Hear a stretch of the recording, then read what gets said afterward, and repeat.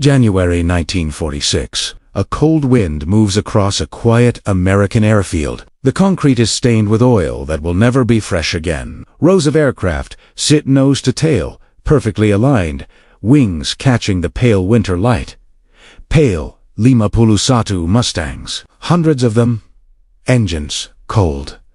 Cockpits sealed. No ground crews, no urgency. Only months earlier, these same machines thundered across Europe. They escorted bombers into the heart of Germany. They chased enemy fighters from the sky. For many pilots, survival itself had depended on the Mustang's speed, range, and reliability. It was not just an aircraft. It was trust, aluminum, and fuel shaped into certainty. Now the war is over. Veterans return to bases they once knew by sound and motion. What they find instead is stillness. Paper tags hang from propellers. Serial numbers replace squadron names. Some aircraft are already marked for storage, others for disposal. The shock is not loud. It arrives quietly, in the realization that victory has moved on without the machine that helped secure it. And this silence raises a question few expected to ask so soon. In the early years of the Second World War, the future of air combat was anything but certain. In 1941 and early 1942, Allied air power faced a hard truth. Bombers could reach enemy territory, but they could not survive there alone. Daylight bombing doctrine depended on fighter escorts that simply did not exist, yet at least not at the ranges. The war demanded. American planners believed heavily armed bombers could defend themselves. Reality shattered that assumption. Over Europe, unescorted formations suffered catastrophic losses. Crews disappeared into clouds of flak and enemy fighters. Each mission raised the same question. How long could this continue? It was within this crisis that the P-51 Mustang emerged, though not yet as the aircraft history would remember. Originally designed in 1944, the early Mustang was fast and agile but limited by its engine at high altitude. It showed promise, not dominance. At the time, no one believed it would redefine the air war. That changed with the installation of the Rolls-Royce Merlin engine. With it, the Mustang gained altitude performance, range, and speed that no other Allied fighter could match simultaneously. When American-built, Merlins entered production.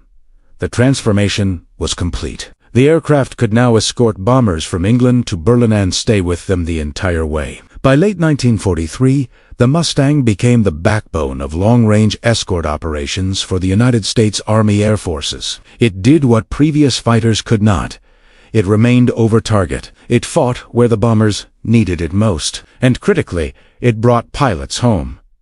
For veterans who flew it, the Mustang earned loyalty quickly and completely. It was forgiving when damaged, stable at high speed, and responsive in combat. Pilots trusted it with their lives not because of reputation, but because it proved itself mission after mission. In aerial combat, trust is everything. By 1944, the effects were undeniable. German fighter opposition weakened. Luftwaffe losses mounted faster than replacements could be trained. American and Allied bombers reached deeper into the Reich with increasing regularity. The air war tilted decisively. The Mustang did not win the war alone, but it made victory possible on a scale previously unthinkable. As the conflict pushed toward its conclusion, expectations hardened into assumptions. Veterans assumed the aircraft that carried them through the most dangerous skies in history would naturally define the post-war Air Force. It seemed logical. The Mustang had range, speed, combat, pedigree. It had matured through war rather than theory. In 1945, as Germany collapsed and Japan faced relentless pressure, the Mustang stood at the height of its reputation. Production lines were still active. Units were fully equipped. Pilots were experienced. The aircraft had become a symbol of air superiority itself. For those wearing flight jackets and squadron patches, the future appeared stable. The war had validated doctrine through blood and experience. Escort fighters mattered. Long range mattered. Air dominance mattered. And the Mustang embodied all three. Yet beneath the surface, the conditions that created the Mustang's moment were already fading. The war that shaped it was ending faster than anyone anticipated. Strategic priorities were shifting. Technology was accelerating in directions combat veterans had barely glimpsed during the final months of fighting. When peace arrived, it did not pause to preserve what had worked. It introduced new pressures, political, financial, and technological, that would soon collide with wartime assumptions. The aircraft that defined victory had been built for a world at war, and the world that followed would not wait for it. Victory in 1945 arrived with a speed that few had anticipated. 1 month, airfields were operating at maximum tempo. The next, the war was simply over. For the men who had flown combat missions weeks earlier, the transition was abrupt and disorienting. For the institutions that had built and sustained the largest air arm in history, it was overwhelming. The United States emerged from the war with an air force measured not in squadrons, but in continents. Thousands of aircraft filled bases across Europe, the Pacific, and the American mainland. Among them were tens of thousands of P-51 Mustangs, new, battle-worn, or still in crates. What had once been a precious combat asset now became part of a staggering surplus. Demobilization began immediately. Wartime budgets collapsed almost overnight. Congress, eager to redirect resources toward domestic recovery, cut military spending aggressively. Bases were closed.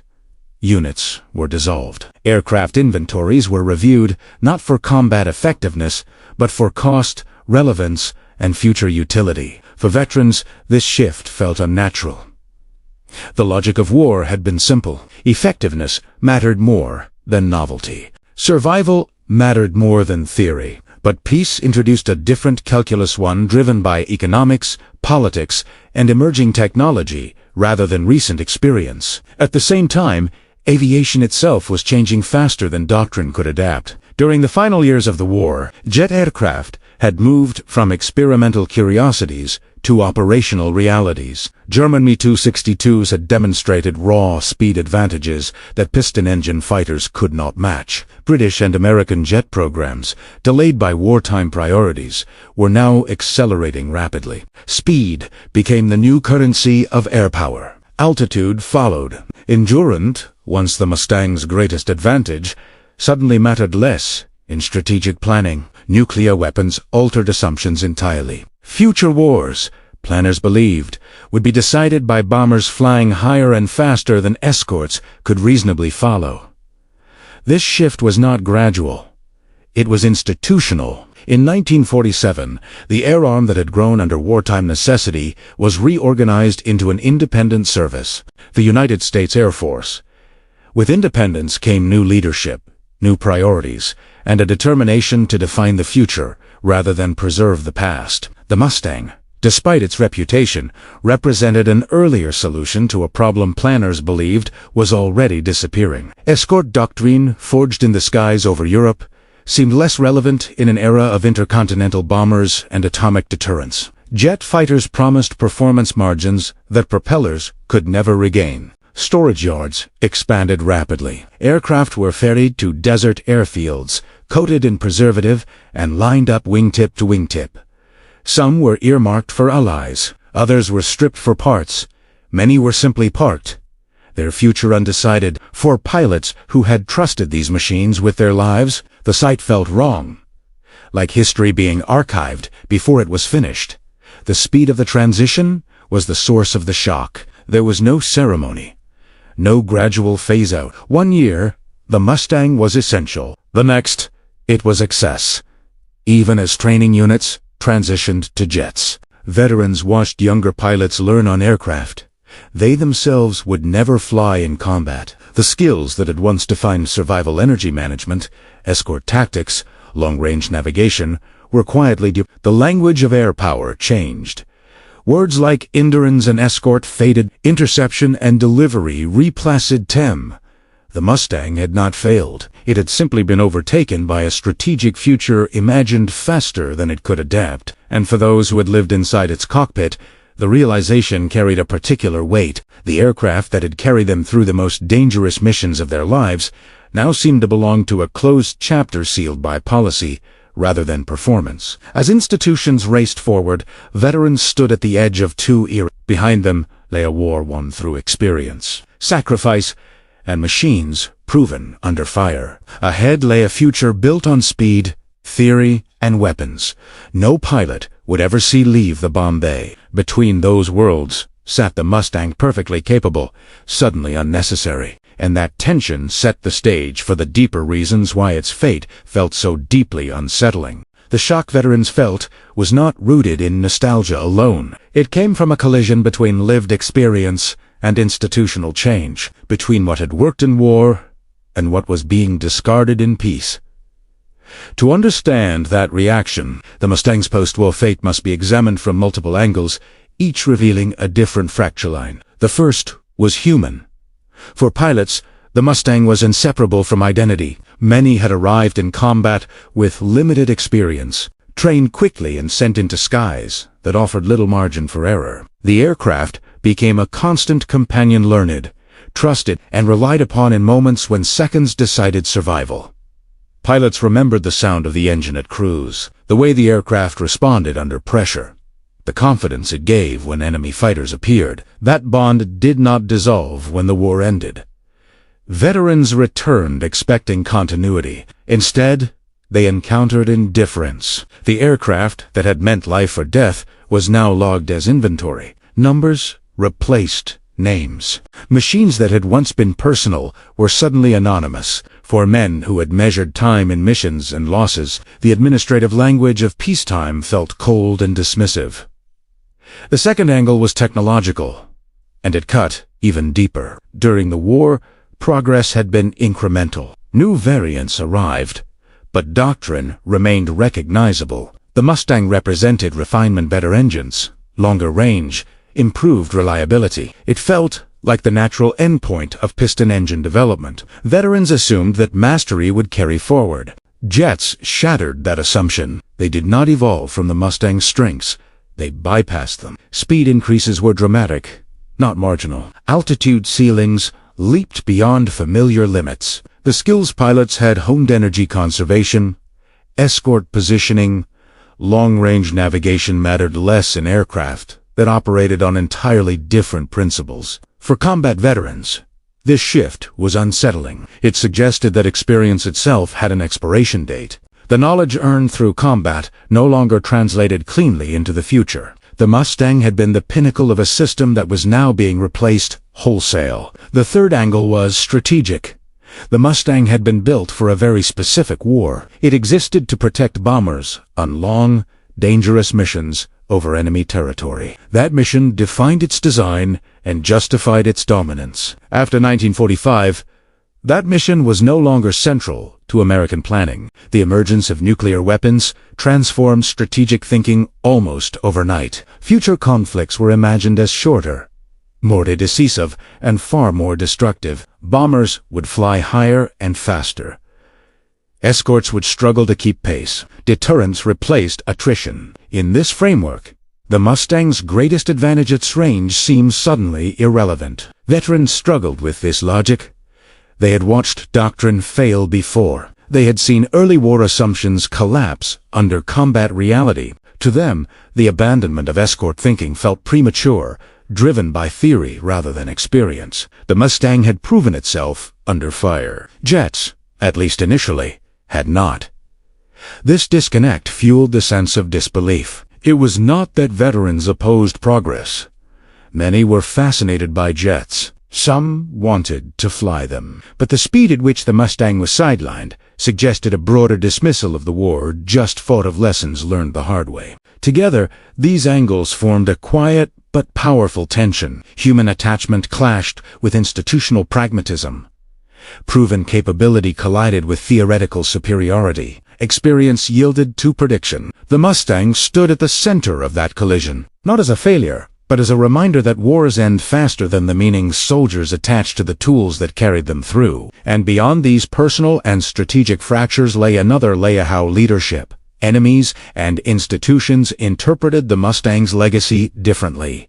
Those perspectives would complete the picture. Beyond the personal shock and strategic recalculation lay three additional forces that shaped how the Mustang was judged after the war. These angles were less visible to veterans on the flight line, but they carried enormous weight in decision-making rooms far removed from combat airfields. The fourth angle was the enemy's lesson.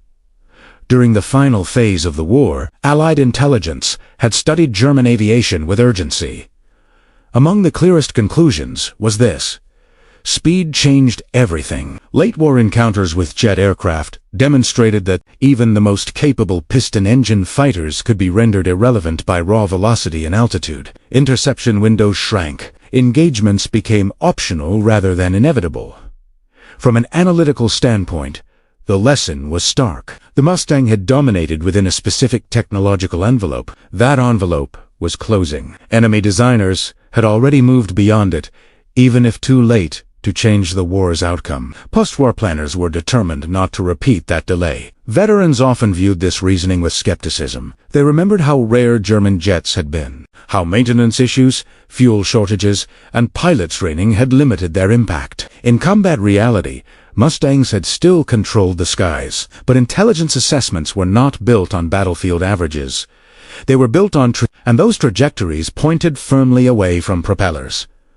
The fifth angle was leadership. The end of the war coincided with a generational and institutional shift. Wartime leaders who had grown up in the era of biplanes and early monoplanes were being replaced or promoted into administrative roles. A new cohort engineers, planners, and strategists rose alongside them. Their confidence rested not on combat hours, but on models, test data, and projected futures. This leadership viewed the Mustang with respect, but not reverence. To them, it was a solution optimized for yesterday's problem. The goal was not to preserve what had worked, but to ensure dominance in conflicts that had not yet occurred. In that environment, sentiment carried little weight. Independence accelerated this mindset. When the Air Arm separated from the Army in 1947, it inherited not just autonomy, but pressure. The new service needed to justify its relevance in an age of atomic weapons and shrinking budgets. Embracing cutting-edge technology became both a strategic and political necessity. Jets symbolized that future. They represented speed, modernity, and independence. The Mustang, despite its record, represented continuity with the past. For veterans, that continuity was a source of pride. For leadership, it was a liability. The sixth angle was moral, though it was rarely spoken aloud. Wars create hierarchies of meaning. Certain tools become symbols not just of victory, but of sacrifice. The Mustang occupied that space for many airmen. Its sudden relegation to storage felt, to some, like a dismissal of what they had endured, not intentional, but deeply felt. Institutions do not mourn equipment. They inventory it. They move forward. Veterans, however, carry memory differently. The sight of Mustangs stripped of markings, parked in rows or sold abroad, created a quiet dissonance. The aircraft had not aged. The war had not faded, yet the world had already turned the page. These angles converged into a single realization. The Mustang's fate was not decided by failure, but by acceleration. Technology advanced faster than emotional closure. Strategy evolved faster than identity. Institutions adapted faster than memory. For veterans, the shock lay in witnessing that speed firsthand. One era ended not with ceremony, but with paperwork. The aircraft that once defined air superiority became an artifact while its pilots were still adjusting to civilian life. And when that transition became official when doctrine, procurement, and training aligned fully behind the jet age, the Mustang's place in the future was no longer ambiguous. The decision had already been made.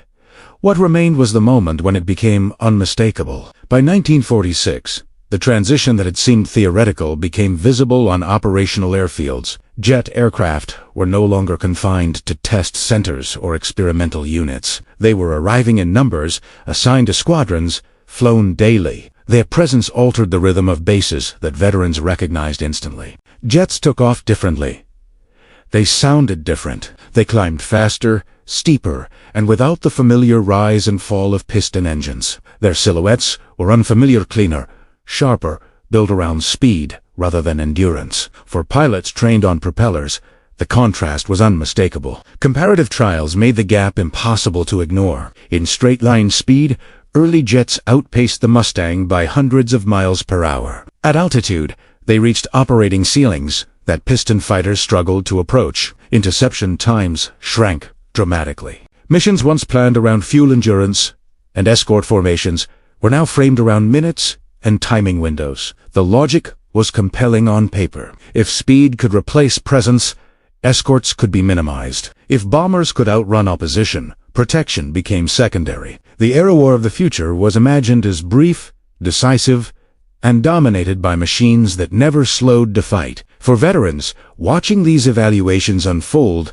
was unsettling. The Mustang was not being compared as a war-tested survivor, but as a benchmark already surpassed. Its strengths were acknowledged, then dismissed as obsolete. Range, reliability, and combat adaptability mattered less than raw performance numbers. Training pipelines reflected this shift. New pilots increasingly began their careers in jets. The skills emphasized were different instrument flying at extreme speeds, rapid climbs, high-altitude interception, escort tactics, once drilled relentlessly, faded from syllabi. The war's hard-earned lessons seemed to be dissolving into abstraction. On the flight line, the change felt personal. Mustangs still flew, but increasingly in secondary roles training, transition units, reserve components. Jets received priority for maintenance, fuel, and attention.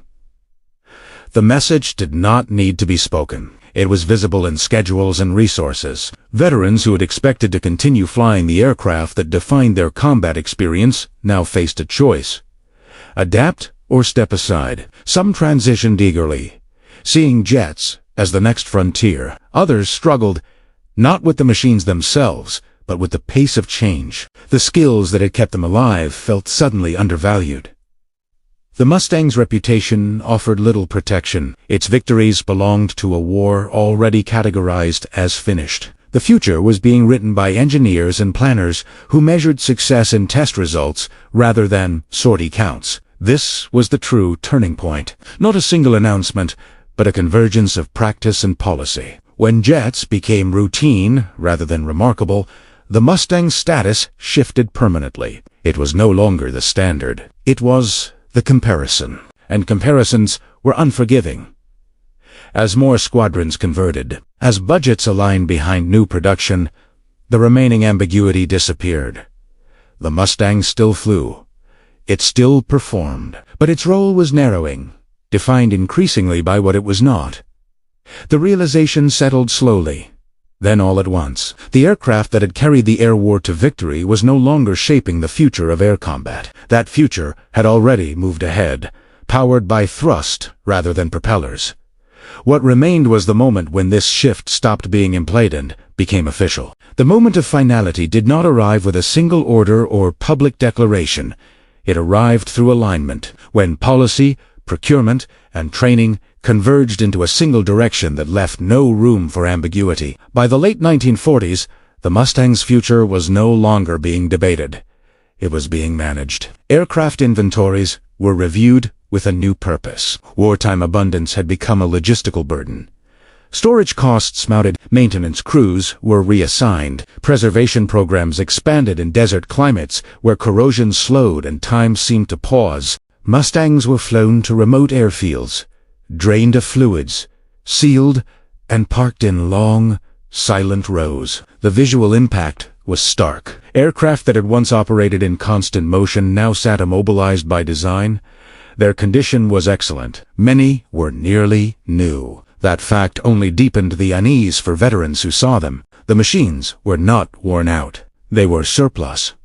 Foreign military sales accelerated the process. Allies rebuilding their air forces sought proven, affordable fighters. The Mustang fit perfectly. It left American service not because it lacked value, but because it no longer fit domestic priorities. Crated and shipped overseas, it continued flying in new colors while disappearing from the skies it once dominated. At home, reassignment followed a similar pattern. Remaining Mustangs were transferred to reserve components and air defense roles considered transitional. They were no longer central to future planning. Budgets told the story clearly.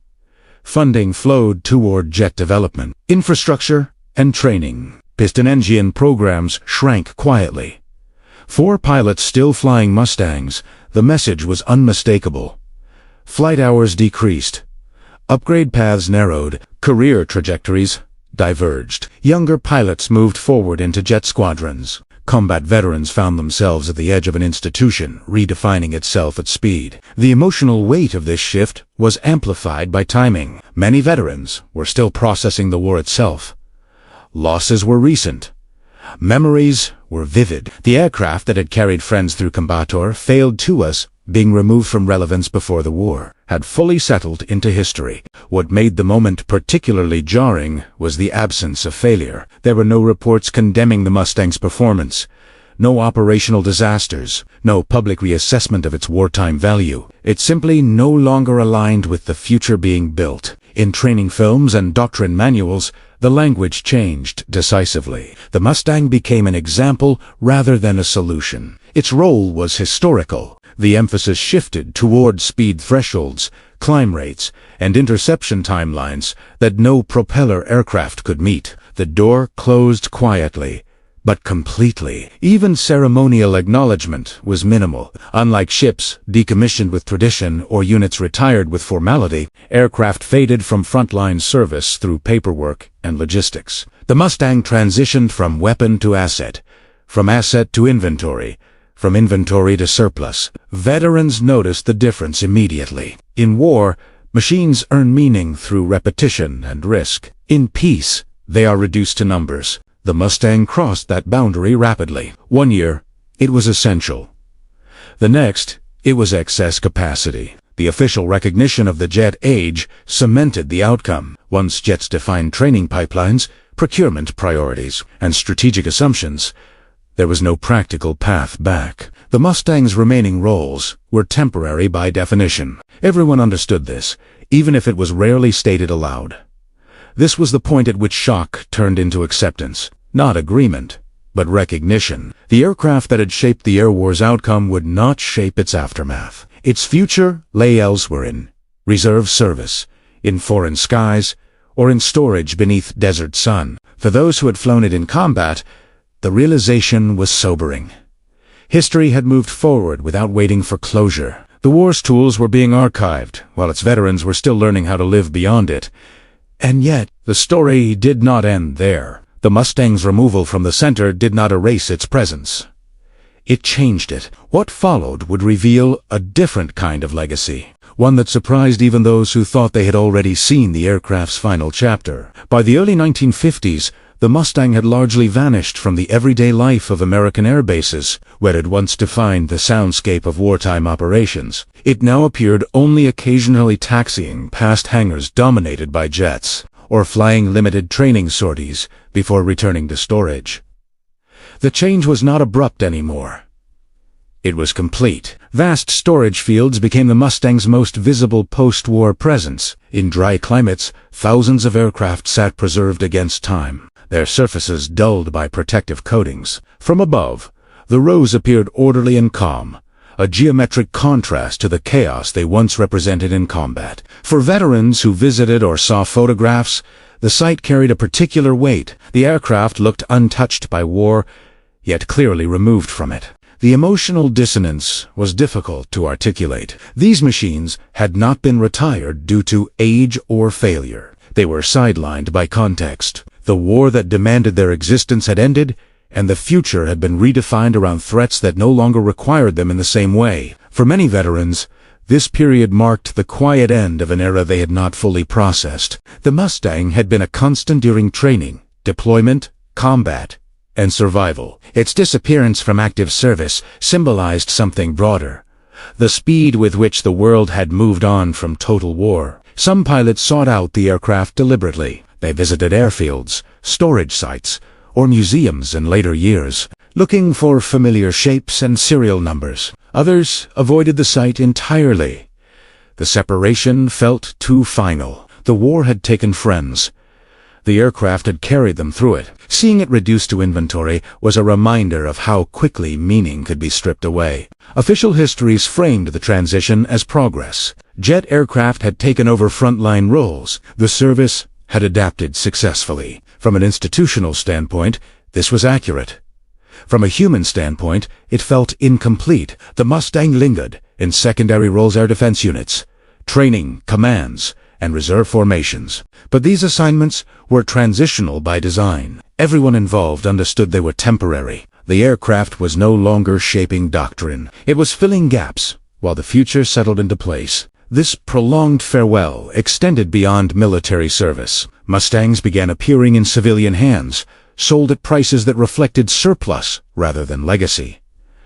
Some were dismantled, others were modified. The aircraft that once represented technological superiority became accessible, even commonplace. For veterans, this transformation carried mixed emotions. Pride in the aircraft's continued use was tempered by the knowledge that its military story had ended quietly, without recognition proportional to its impact. Yet even as the Mustang faded from the American front line, it did not disappear from history. Its presence shifted geographically and purposefully, finding relevance where speed alone was not the deciding factor. That unexpected continuation would redefine how the aircraft was remembered, not as a relic, but as a survivor. Just as the Mustang seemed destined to fade quietly into storage yards and memory, history intervened again. In 1950, war returned unexpectedly and without the long preparation that had defined the previous conflict. The nature of this new war was different, but its urgency was familiar. When fighting erupted on the Korean Peninsula,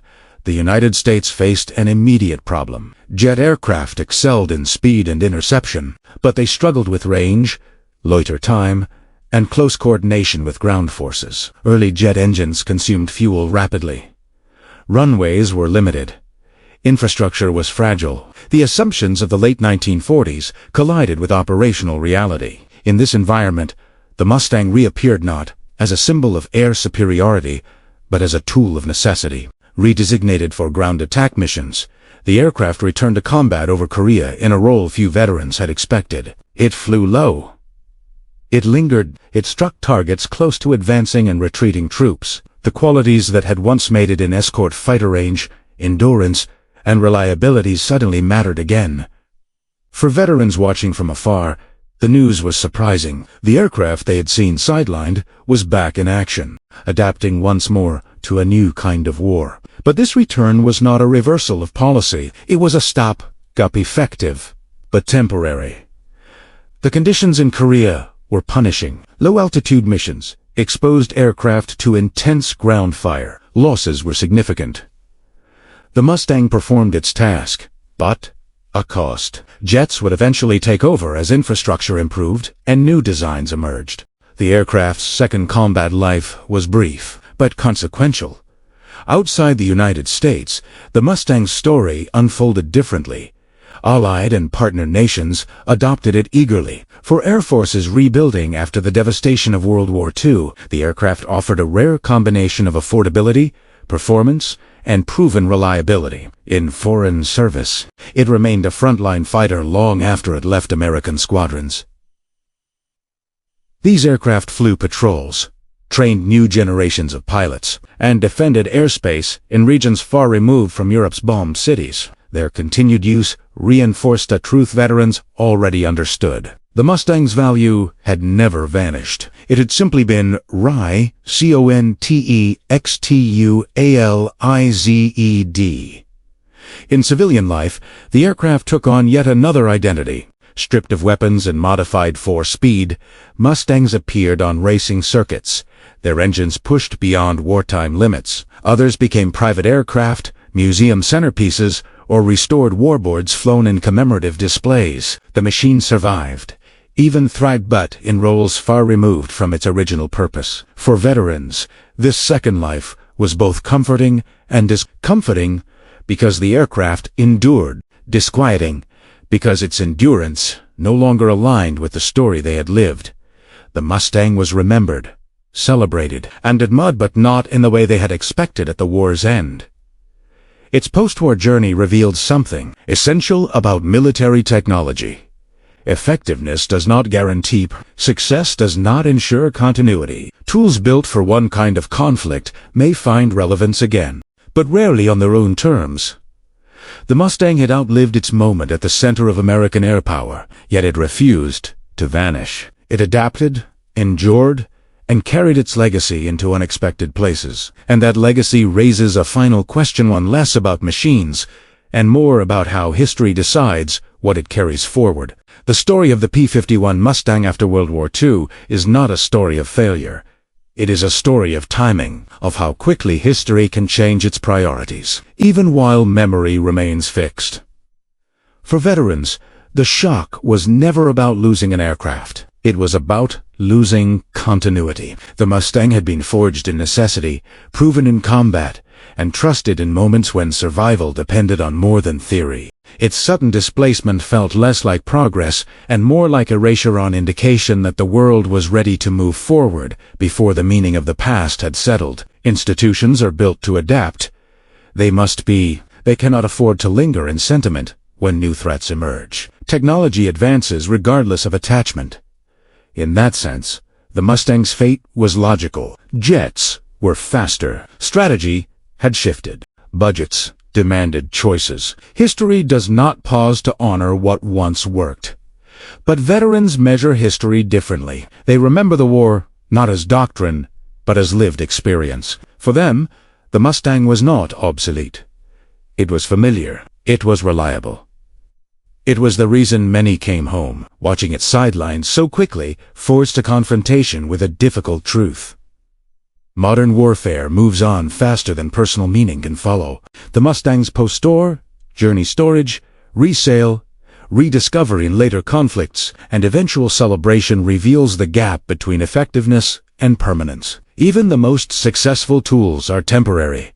They exist within moments, not forever. Their value is contextual, not eternal. And yet, the Mustang endures in another way, not as a frontline fighter, but as a reminder that wars are won not just by technology, but by people adapting to it under pressure, a reminder that progress often requires leaving something behind, even when that something carried victory on its wings. For those who flew it, the Mustang will always belong to a specific time when air superiority was earned mile by mile, escort by escort, mission by mission. Its abrupt post-score, fate does not diminish that legacy. It sharpens Italiano because the true shock was never that the Mustang was replaced. It was how quickly the world was ready to forget how much it had once needed it.